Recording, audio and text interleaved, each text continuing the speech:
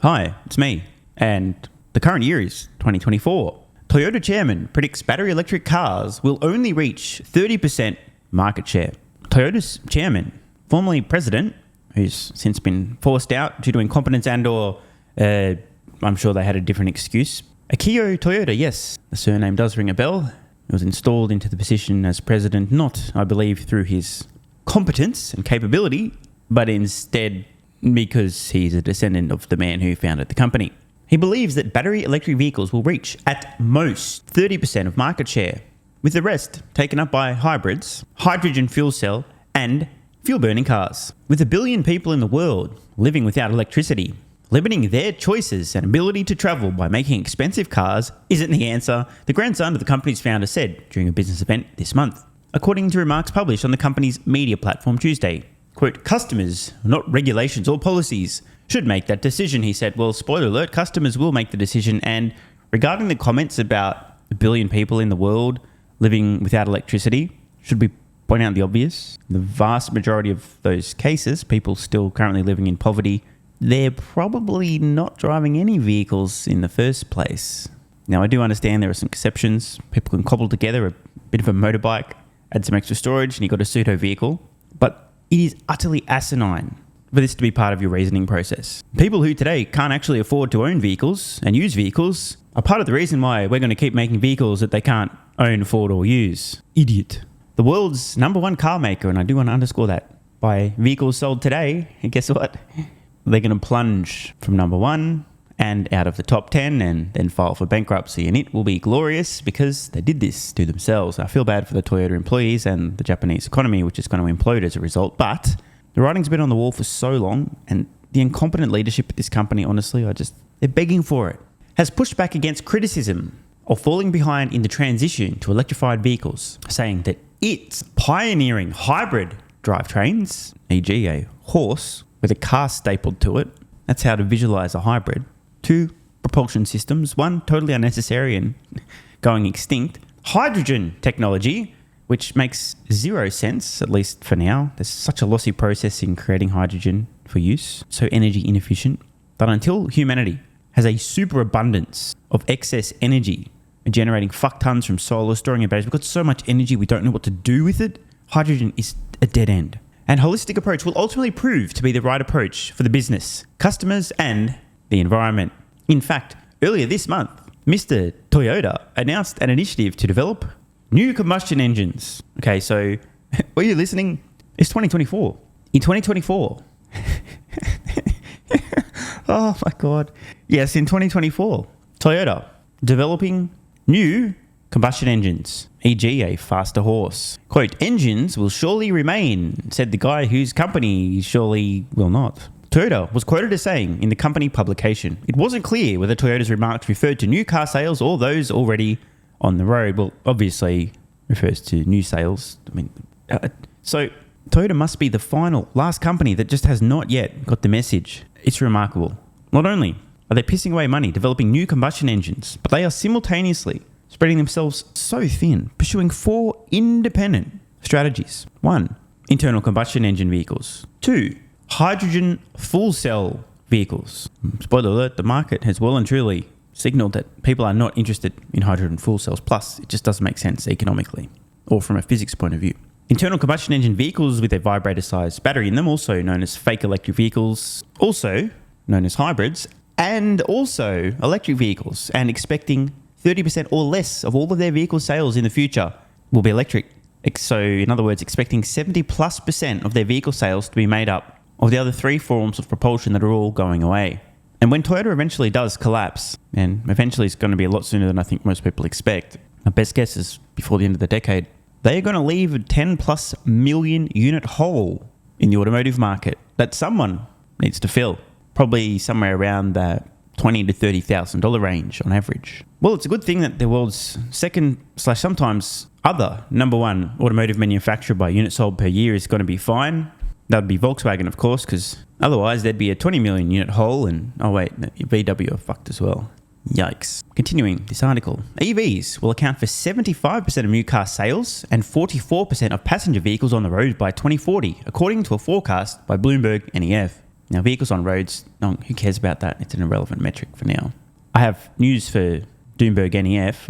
Again, I'm putting this on the record. They're off by such a ridiculous margin here. Change that date to 2030 and that number to more than 75%, and that'll be closer to the mark. Why is it so hard for the so-called experts and forecasters to understand disruption? As I record this, electric vehicles are roughly 10% of all new vehicles sold last year. A few more doublings, we're at 100%. Touted for years by Toyota, the multi-pathway approach to going bankrupt argues that customers should be able to choose whatever powertrains fit their needs, and that the EV shift won't happen as quickly as many think. Oh, God. But he's totally got a point. I mean, for example, obviously that's why Apple has variations of the iPhone with the built-in keyboard with a button for every letter in the alphabet so you can type on them. And they also have a version of the iPhone that doesn't have any cameras or internet connectivity, because that's also, customers should be able to choose, and you get the point, right? Just nuts. It's just crazy. Toyota are literally about to plunge off a cliff and collapse, and they still don't even see it. Last year, Toyota's chief executive officer promised Toyota would sell 1.5 million battery electric vehicles by 2026 and 3.5 million by 2030. And I question whether or not they'll still be solvent in 2030. Now, look, obviously, I don't know what I'm talking about. Here's an article proving that hydrogen is the future. Tesla Cybertruck gets new electric rival. Electric? Hang on. Meet Nikola's hydrogen Badger pickup. Obviously, this article's a couple of years old, but I thought it was well worth revisiting. Oh, God, this is just so good. Nikola, an electric vehicle startup aiming to shake up trucking with hydrogen-powered semis, is jumping into the pickup market with the zero-emission Badger, joining Elon Musk's Tesla and Rivian in targeting drivers who want high-performance work trucks that don't spew tailpipe exhaust from gasoline and diesel fuel. While Tesla Cybertruck and Rivian's R1T are to provide over 300 miles of range from fully charged lithium-ion battery packs, Nikola is targeting double that range, using a combination of both batteries and the hydrogen fuel cell system it developed for long-haul semis. The company claims, did somebody say fraudulent claims, that its blended electric powertrain will let Badger generate more than 906 horsepower and accelerate from 0 to 60 miles per hour in just 2.9 seconds. Customers without access to hydrogen fuel stations will be able to use a version of the truck with battery power only. Quote, the program will help drive down the cost of fuel cell components on our semi-truck while accelerating the hydrogen station rollout, said Nikola's then president, Mark Russell. Quote, giving customers the option to order a fuel cell or battery electric version will ensure we drive the cost down for everyone across our lineup. The company says public demonstrations of the pickup are planned for around September, that was September 2020, at its annual Nikola World Conference in Phoenix. Monday's announcement didn't include pricing or expected start of production. The company will also promote the vehicle in a series with Heavy D of Discovery's Diesel Brothers reality TV show, highlighting the design and prototype testing process for Badger. Now, for the record, the paid promo with Heavy Dong was definitely a thing that actually took place, but there was no real highlighting of the design or the prototype testing. It was just literally Heavy D reading off a teleprompter a few key lines about alleged specs for this fake truck that was never going to be produced in the first place. Tesla's brand power gives it a leg up over competitors in the nascent electric pickup space, though it is far from clear how well its very heavy Cybertruck with polarizing blocky Minecraft styling is going to sell. Like Rivian, which has raised more than $3 billion to get its electric pickups and SUVs into production late this year, Nikola has gone with the more conventional looking truck design, albeit with futuristic overtones. Yeah, for the record, they basically just ripped the F-150. Not even kidding. Milton's closely held company has raised more than $600 million so far to get into production. It's working with industrial partners, including, well, many of these are no longer partners. Let's move on. To build sci-fi styled semi-trucks powered by batteries and hydrogen fuel cells, a technology that produces electricity on demand in a chemical reaction producing only water as a byproduct. Nikola is to start initial commercial production of its semis in late 2021. It's also planning to build a network of large-scale hydrogen fuel cell stations across the US. Oh, this is aged like a glass of milk. And while most hydrogen is made from natural gas, Nikola intends to produce its fuel from water and renewable power to reduce total carbon emissions. Ford and General Motors, which have dominated the gasoline and diesel pickup truck market for decades, also are readying all-electric models, though neither has shown off their designs yet. Quote, Nikola has billions worth of technology in our semi-truck program, so why not build it into a pickup truck, said founder and ex-CEO Trevor Meltdown Milton, who's headed to prison. Good job, Trevor, you did it. Quote, I have been working on this pickup program for years and believe the market is now ready for something that can handle a full day's worth of work without running out of energy. And check this out. For more on Trevor Milton and Nikola, see behind new billionaire Trevor Milton's $3 billion push to make America run on hydrogen. Obviously, if Trevor Milton says it's a good idea, then it is a good idea, and maybe that's why Toyota is still pursuing this absolute dead end. And now a quick interlude. While Toyota, one of the most brain-dead companies on planet Earth, continue to pursue multiple dead ends and don't realise they're about to collapse, just thought I'd quickly share this clip of the UFC's Sean Strickland, a self-confessed redneck who beats people up for a living, who also just so happens to be a big fan of people with balls and freedom. I just want to quote a segment of this post. And there are still people who believe that Tesla's customers are just environmentalists from California who get offended by Elon's comments on X. Now, this is important because there are a bunch of people who live in a bubble who actually think this to be true. Oh, Elon has opinions. He's destroying Tesla. Oh my God, the customers are offended. Failing to realize that for every one extremely loud virtue signaling butthurt baby currently living in the California bubble, on the other end, there's at least one Sean Strickland who goes, man, Elon's a fucking G. Standing up against the establishment, allowing us to say things that are true. And of course, Tesla paid millions and millions and millions of dollars to Sean to say these things, right? It wasn't just him actually explaining his experience with the Tesla, right? Because that would also go against the narrative. So is having a Tesla more or less than the truck I was going to get you? Oh yeah, Neil's gonna be a truck. Here's the thing about the list. Is it just getting shorter for you, or is it? Well, no. Everything that makes your life better is Well, it's. By the way, just to be clear, I think they're bleeping out sexy. I have no idea why, but that S, everything that makes your life more convenient is sexy. So notice, Sean's already talking about how a Tesla makes his life more convenient. It's convenient. So I don't have to pump gas. You know, I just literally, like, every morning I just go to the training. It's not, my life is nice. It's nice. Yeah. But it's also because now I don't have to crawl under my car and do an oil change. I don't have to go to the gas station. So it's like, I mean, yeah, I'm a little but you know, here I've never to do, but I drive a Tesla, so I guess we're almost there. Sean's fucking hilarious. Note, again, the guy's just speaking from the heart. Obviously aware there's a lot of people who were early in on electric vehicles, especially telling you they were driving an electric vehicle just so you know they're a good person. Sean buying for non-virtue signaling reasons just makes his life more convenient. Doesn't have to go to the gas station to pump gas. Every morning it's charged, done. Convenient, easy. This is far more genuine and effective than a paid endorsement from a celebrity. Because Sean's just saying facts, his experience, unpaid, unprompted.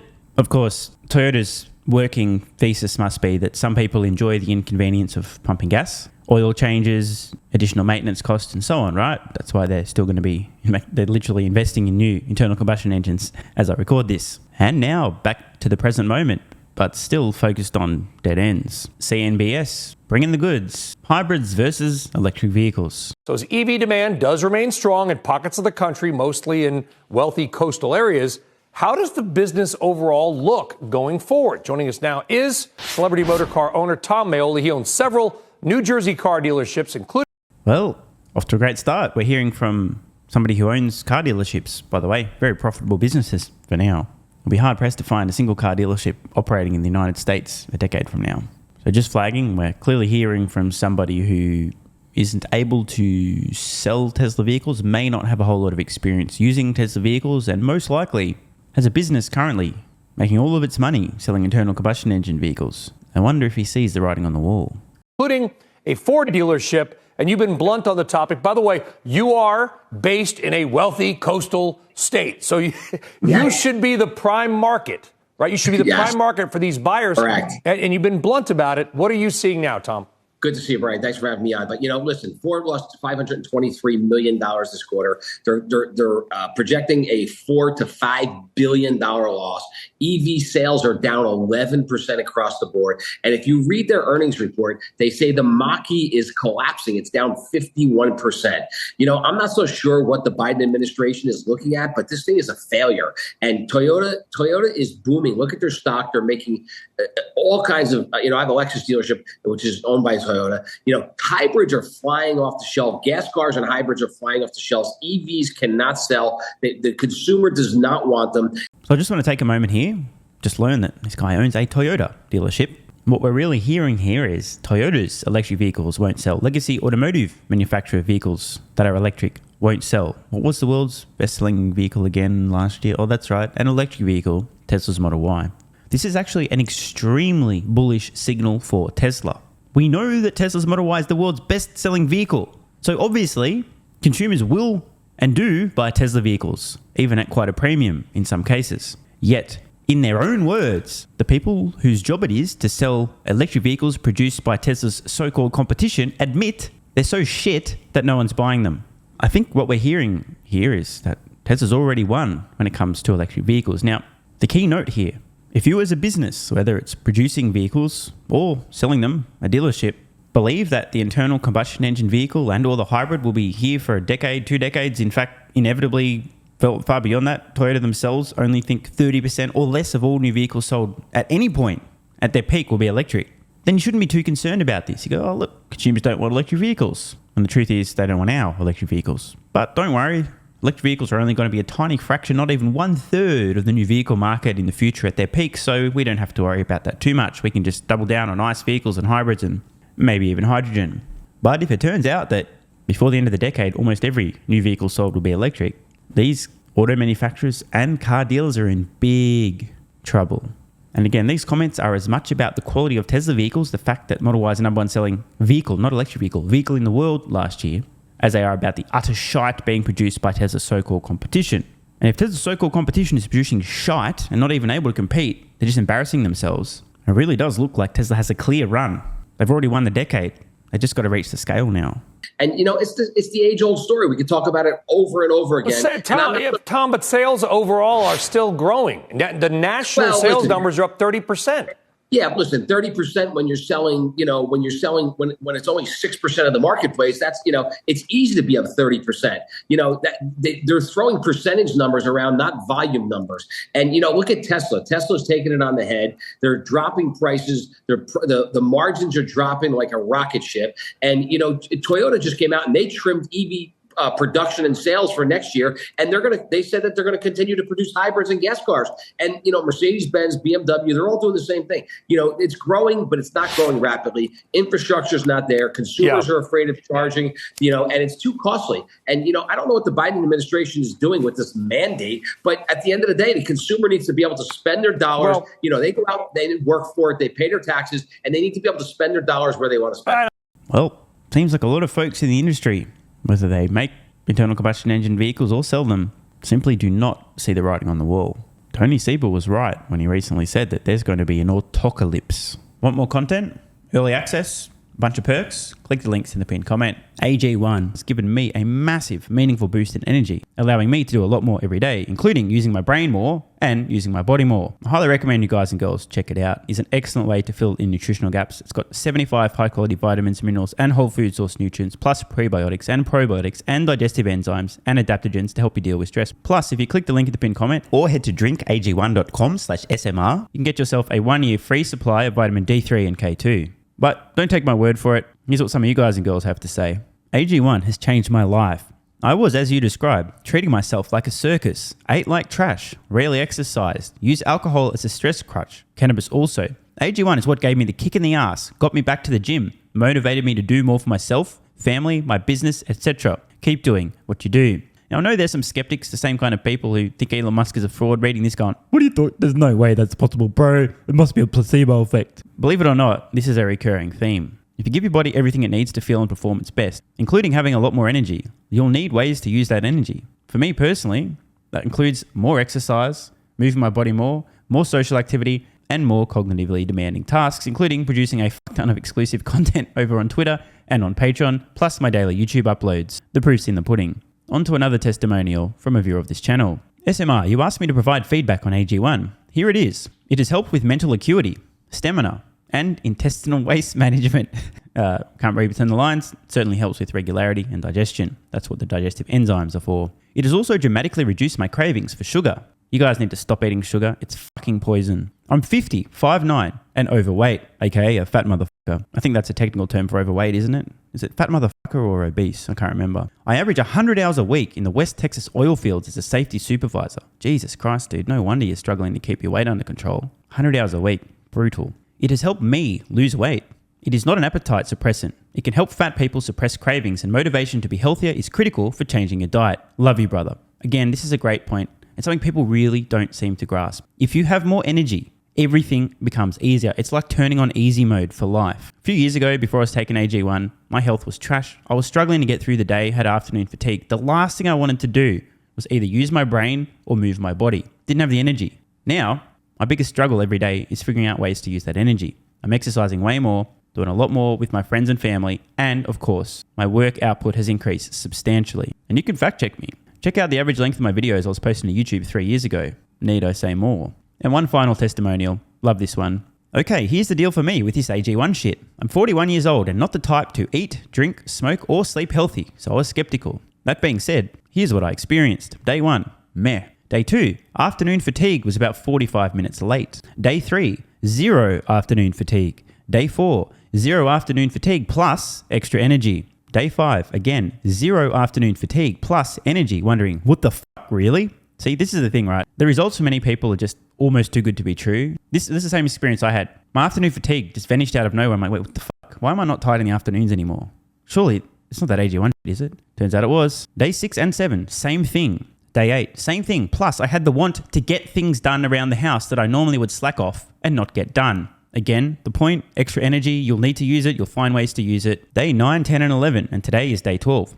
I fucking love it. So however you managed to get me to buy it, I'm so glad you did. Thank you so much, SMR. It really changed me so far. Guys, this shit really works. Just try it. By the way, this is the reason I continue to relentlessly promote AG1. A lot of people get real fucking mad in the comments. Oh my God, Nikola salmon's sold out. Oh my God, he's a scammer. This is fraud. But constantly, I'm pretty sure everyone making these comments is also currently short Tesla stock. I'm not particularly concerned about people having a negative perception, those folks suffering from small brain syndrome, still living in my bum's basement syndrome, etc., writing mean comments, claiming AG1's a scam or it doesn't work. I mean, bro, when I get feedback like this is what keeps me going. Just try this stuff for a month, and if you don't get these results, get your money back. See, it's a literal no-brainer. It's an IQ test at this point in time. Testimonial after testimonial after testimonial like this. Get your money back if it doesn't work. Just try it for a month, and if it doesn't work, get your money back. Today's the day. It's finally time. Be like this guy who was a massive skeptic, but finally, after 1,000 promotions in a row, caved in, tried AG1, and has results like this. Head to drinkag1.com/SMR or click the link at the pinned comment, and please, let me know how you're feeling in a few weeks' time.